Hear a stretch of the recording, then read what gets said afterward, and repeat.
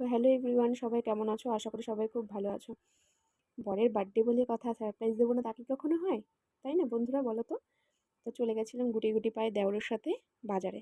যেহেতু দেওর ডিউটি গেছিলো, সেই জন্য একটু অনেকটাই রাত হয়ে গেছিলো প্রায় বলতে পারো। তো তারপর চলে গেলাম আমরা কেক আনতে থানার মোড়ের দিকটায়, যে নতুন দোকানটি হয়েছে। তো সেখানটায় গিয়ে দেখলাম রীতিমতো প্রায় বন্ধ হয়ে গেছে, যেহেতু রাত হয়ে গেছে বলে। তারপর চলে গেলাম ওপারে, দেখা যাক আমার খোলা আছে নাকি। তারপর তো এই আধা ঘন্টা এই রেলগেটের জ্যামে প্রায় পড়েছিলাম।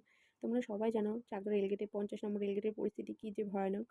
প্রায় আধা ঘন্টা বলতে পারো। তারপর ভাবলাম এত রাত হয়ে গেছে, আর কি খোলা পাবো, দেখা যাক কি হয়। তারপর তো চলে গেলাম মিয়ামরে, দেখা যাক কোন কেকটি পছন্দ হয়।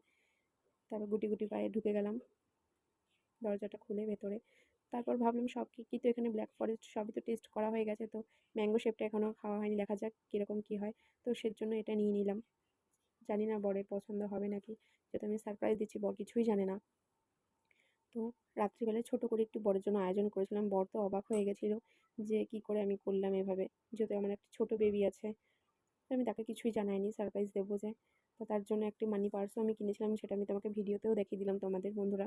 আর জাস্ট আমার মা একটু পায়েস করেছিল, তাই জাস্ট ওকে আমি রাত্রিবেলায় একটুখানি সারপ্রাইজ দিয়েছিলাম। তারপর তোমাদের সাথে আমি কিছু ফটো তার তুলে ধরেছি, দেখো তোমরা কেমন হয়েছে। তোমরা অবশ্যই কিন্তু জানাতে ভুলো না। ভিডিওটি ভালো লাগলে অবশ্যই একটি লাইক, কমেন্ট, শেয়ার করতে অবশ্যই ভুলো না।